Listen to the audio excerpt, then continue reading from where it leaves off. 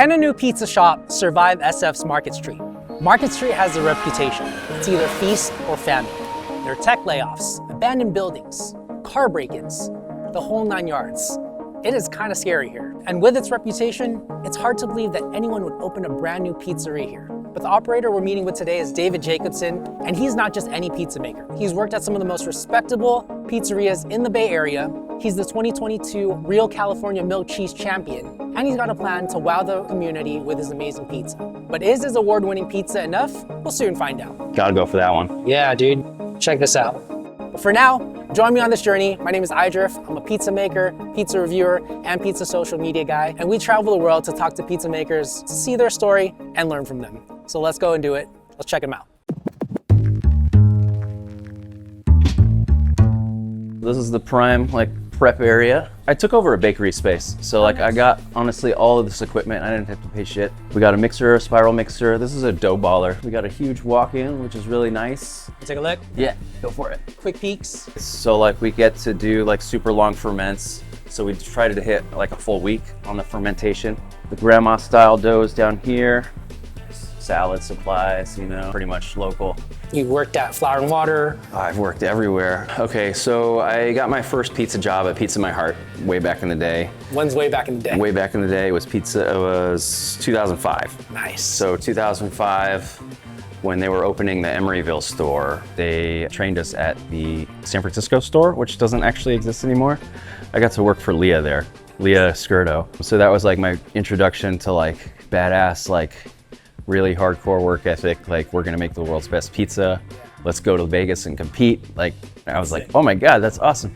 I fell in love with the pizza industry then, right away, which was awesome. I went to culinary school at the same time, so I knew I wanted to be a chef, but the pizza stuck with me at Pizza My Heart. After that, I've worked at so many places. I worked at Woodstocks.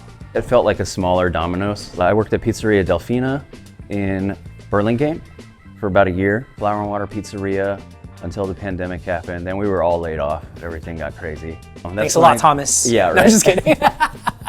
I'm kidding. Blessing in disguise, honestly, because that's when I started doing consulting, pop-ups, whatever I could do. And I was just hey, I'll work for you for a little bit. Let me improve your kitchen. Who else did I work for? I worked for Forge, and they have one in Napa. They got one in Oakland. They have another small restaurant in Orinda, and they have a fire truck that they converted into a food truck. So I managed the pizza program for all of that. And I got the job at Acre Kitchen and Bar in Oakland. So it's kind of a consulting opportunity that became very quickly a sous chef opportunity. I got to build the pizza program from scratch, which is a rare opportunity.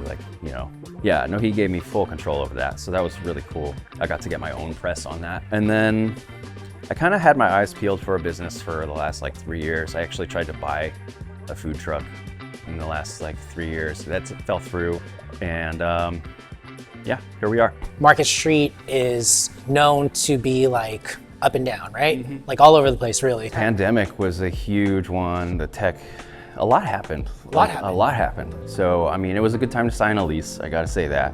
When I looked at this space, there was still homeless camps out front. On 6th Street was still really bad. It's still kind of coming up, but it was a lot worse. So even in the last 6 months to a year, there's been a lot of progress, so that's great. So you chose to take advantage of a sweet lease. Earlier you said we're very lucky for the space. I'm guessing you got a pretty good deal. Yeah, we pay a flat monthly, and then we also pay a percent of sales. $2,400 a month plus 18% of my sales goes to Sallie Hall. But I don't have to worry about front of house or busing or any of that. So they take care of a lot of the dishes and stuff. I just really have to wash my kitchen dishes. It's a great culture here. So it's fully worth it.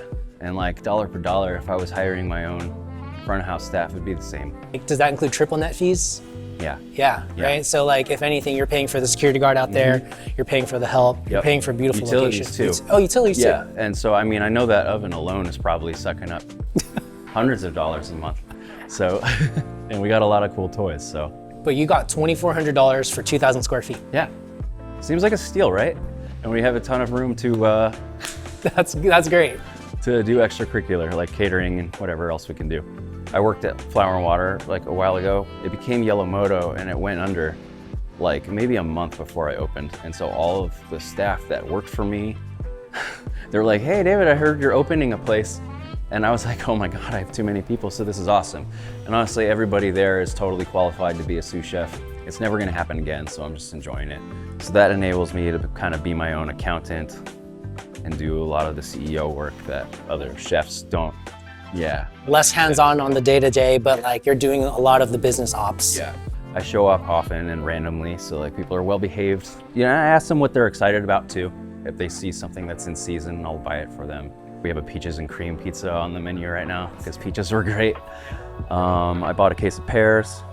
That'll probably turn into another pizza. I did 100% of the core menu. So one of my cooks came up with a seasonal polenta dish that's like awesome. It's like polenta, cheese, tomato confit, and like a fried tomato. That's an app. That's an app. Really popular. You know, I never really thought to put it next to pizza. It's a good way to showcase the cheese that we use too, Awesome. that we love. You know, they think of pizzas, salads. It's a lot of what the slice case is that allow them to be creative and put whatever they're excited about in there. In terms of like who comes here, is it a lot of tourists, a lot of like workers? Is it? It's a lot of everybody. There's a lot of office people in the area. A lot of like bigger catering orders are for like office lunches. Or apartment places like you were saying earlier. Yeah, there's a lot of condos nearby. So we get a lot of that, but then we also get a surprising amount of tourists, like all throughout the week, honestly. The Warfield's across the street, so we get the theater crowd, we get the concert crowd, the stadiums. I mean, it's a little bit of a hike, but the stadium's not too far away. Cool. It's a cool area, yeah. But with its challenges, I'm sure. With its challenges. Let's talk more about those challenges in the kitchen. Yeah, for sure. When it's really slow, it's scary. You know, sometimes you get like $600 days, and that's like only covering payroll. And sometimes downtown's just dead, and there's nothing you can do about it. Like when all the ICE stuff was going on, like nobody was here. Everybody was too afraid to come here. Like I heard there was a protest. I went outside, and there was just no one right here. They were all like down there doing their thing. Sometimes that's good, and sometimes that's bad. Sometimes the protests make their way down here, and we get some. Yeah, you get some really loud noisemakers out there. And they scare away business too, right? I mean, that's any sort of downtown area though. Yeah. That's like heavily populated in a progressive city. Yeah. Like Pride was awesome. That's not a protest. Pride's a celebration. That was awesome. Yeah, well, we can talk about the feast days too, Yeah. right? That was a famine, this is the feast. Yeah. You have Pride, I'm sure this place was packed. Mm-hmm. Oh yeah, it was packed. I don't even remember. Like it was like triple our business for like the whole weekend. So we have, this is kind of like our expo area. We have this Doyon oven, kind of similar to like a Pizza Master, where there's an element on the top, an element on the bottom. But because it was a bakery, there's also a steam function too. I can do like focaccias and stuff. I'm looking at it. I'm looking at doing like a sandwich program when business picks up a little bit. And we have a dough proofer too, which I never would have spent money on that thing. It's a convection oven. It's a walk-in convection oven. So you can just put like a whole rack of bread on there and then just like bake it off. And then we got a small little line. This is our topping line. We got polenta on the menu right now, fried tomato. Lots of room. This is actually a freezer. So I buy like a case of lamb and, you know, Yeah. we'll use that for a while. Slice case, you do slices here too? Yep, we got a Nice. slice case, which is more than half of our business is through this case, Oh yeah. which is awesome. Because actually we donate 1% of the sales from the case to Slice Out Hunger. Or if you go like right outside, it's immediately apparent that the need is there. So, you know, it feels good to give back For sure. that way. Super long, fermented. This is like 5-6 days old. We got rice flour here. You know, I like it for stretching and tossing or whatever. I won the Real California Milk Pizza Contest in 2022 with this pizza. It's called the Gold Rush. Potatoes, pancetta, some local cow cheeses. That's really it. How'd you come up with it? Not gonna lie, I was having a really bad day at work, and pizza always makes me very happy. So I made myself lunch, and I almost did nothing with it. I posted a picture online with kind of like a tribute to pizza, like, you know, sort of like I follow John Arena, and sometimes he makes me want to be Yoda. So I was preaching about quality of pizza and family and all that stuff, about how pizza is the best thing to ever happen in the world. It could stop wars, and, you know, people should just get along. And then Lloyd Oshiro, he had just moved to the Food Connector. So he was like, hey, you have to enter this contest. You have a good shot of winning. I was like, you know, okay, maybe. He predicted the future. Dude, it's not the first time he's done that. I almost didn't enter it. You know, the deadline's coming up, and he's like, dude, you have to get it in. And I'm like, okay, fine. After work, I get home, And I'm like in a hurry to type it because you have to really type out the recipe and do the photography and all that. And this is smoked sea salt, by the way. Dirty secret on every pizza here. Nice. Yeah. Yeah, just a little bit. And what did you brush on before you continue with the story? This is olive oil, smoked sea salt. Just get a little bit of... Does it ever get like in the way of you launching dough? Like because the oil leaks onto the peel or not? I don't know if it's like force sensitivity or whatever. Like, I can't explain it. There's a way to do it without it getting stuck. So I hurry up and I'm like typing as fast as I can. I get this thing in.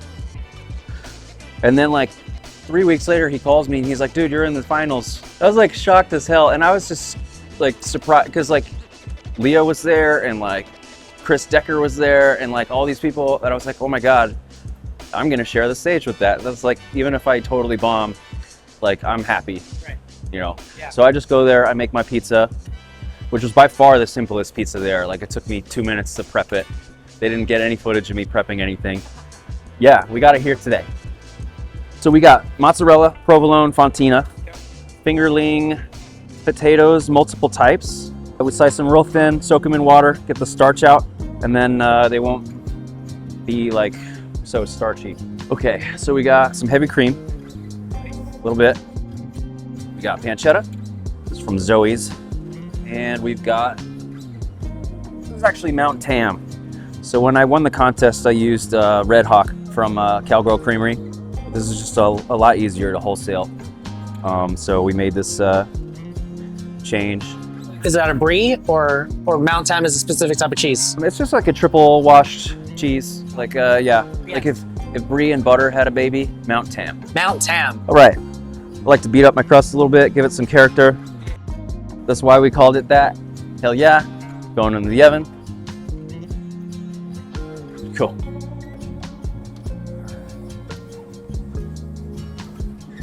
Awesome. Before we continue with this episode of Cheezy's Artisan Pizza, we got our cheese sponsor, Bacio Cheese today. This is the cheese that I use in my day-to-day pizza making, in my catering events, and it's what a lot of the pros use. If you want to try it out for yourself, use the link in the show notes. You can try it with a free sample. Let's get it. Now, back to the episode. So the olive oil on the crust, is that the secret to all your little micro bubbles? That's the blisters, yeah, that's how you get that. So like when I cooked in a wood-fired oven, I didn't do that because the olive oil will kind of burn and be a little bit bitter. But you know, we're cooking at 575, 585. The olive oil doesn't quite come up to temperature to burn it like that. So you get like nice brown micro blisters. In terms of bake time on there, We're looking like 4 minutes. 4 minutes. Yeah. That's quick because it's about like 500-600 you said? Yeah, so we're mixing the Tony G's flour, the 00, with another flour called Electrolyte. It's like a really high protein bread flour. So everything you throw it in there, it just gets a really soft interior. We try to grab characteristics from different things. Like we got the West Coast, like long fermentation. We're trying to get like East Coast structure so you can pick up a slice and eat it without like the flop. Artisan Italian, like softness on the interior.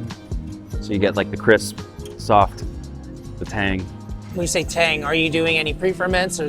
No, just direct dough. Long fermented dough? Yeah, there's really no reason to do that if you have so much room. Because like what restricts, I think, most pizzerias is their space in the walk-in. You know, I've worked at plenty of places that did like hundreds of pies a night and it takes up half the walk-in, so they can't. But we're super spoiled here, so why not? Honestly, I love the simplicity of direct dough and the flavor you get from it. You just like, it's kind of like a set it, forget it thing. Yeah. But then it like comes out all beautiful and tasty. And having a sourdough almost feels like having an aquarium at work. And it's like somebody can just forget to feed it and then it dies. So let's check on this pie. We're getting there. Yeah.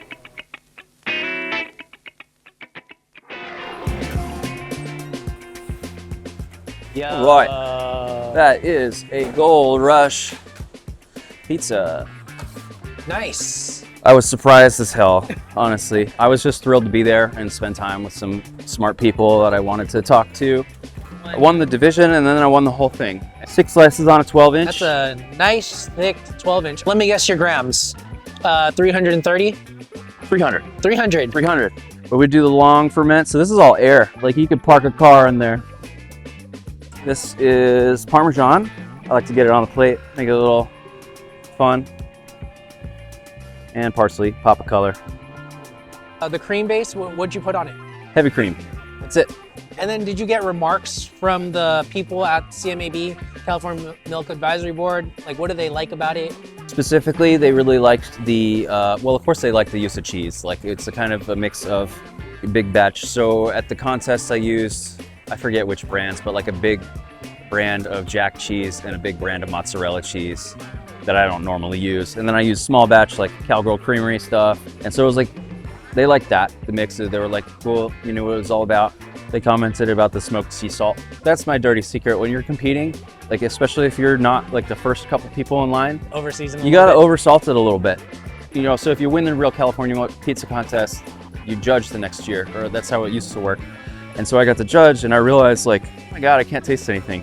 Sure enough, at the Tournament of Champions, Spencer said the same thing. Like we got to pair up on the 3 cheese competition, and he just, Spencer Glenn at Pizza My Heart. We made that pizza and we thought it tasted great, and then he takes like a handful of salt and he's like, great. And it's like, it seemed like an offensive amount of salt, but you know, we won the award. And they're like, yeah, you put a little bit of salt on there, huh? It was really good. And are the customers loving this? This is like the business card. I think this is the one that you come for. And then the lamb merguez, which we'll go over also, that's the one you stay for. Hell yeah. Gotta go for that one. Yeah, dude. Check this out. Beautiful. Bottom, nice and colorful. Smells great. Cheers. Cheers. Yo. Great texture. Great flavor. Yeah, thank you. Oh man. That pancetta's yummy too. Yeah. I think to keep it interesting, I like every bite to be a little bit different, but you kind of get everything. Great stuff. Yeah. Thank you. Hell yeah. Rolling. Let's do it. Hell yeah. Grandma pie. Or do you call it grandma? I call it grandma because I feel like it's authentic to its spirit. Nice. Although it's not really traditional in terms of like the final product. And how big is this dough ball? So this dough ball is 500 grams. 500 grams, 12 by 12 pan. 12 by 12 pan. Still doing the week long. It's like approaching a week on it. Get a little bit of oil under there. And then you're doing this cornering technique to get the edges? Yeah, get Cool. the edges in there. Pretty. And then you said this was a direct bake, no par bake.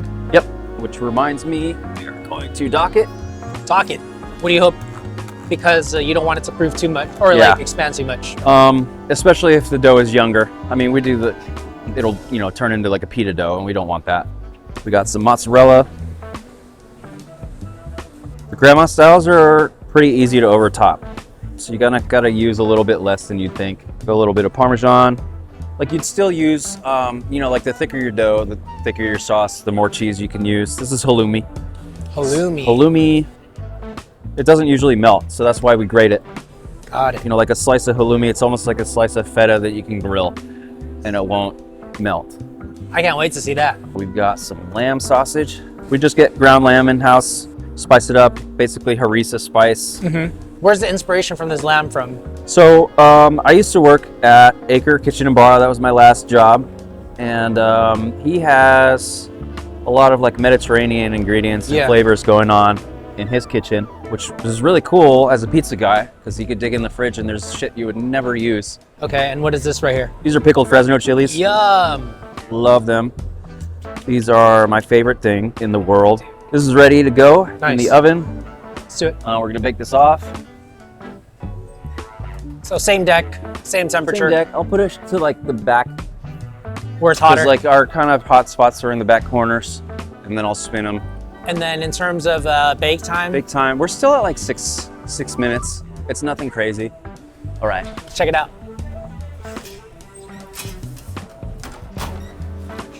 Hell yeah. Beautiful.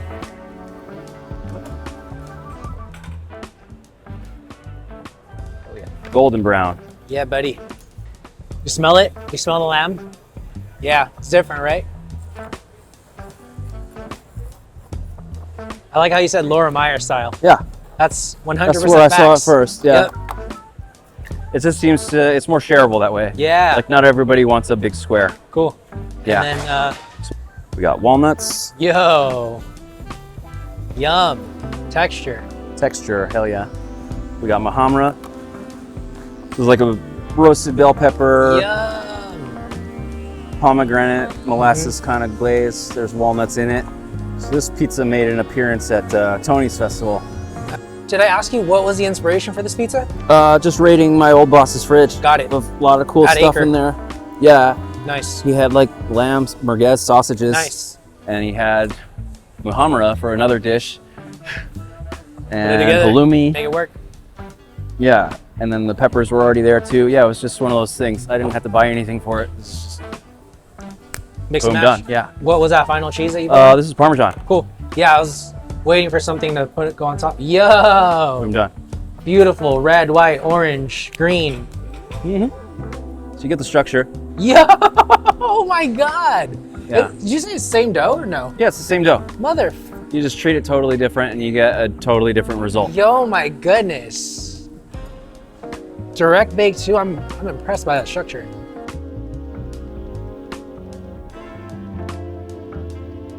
Fuck yeah.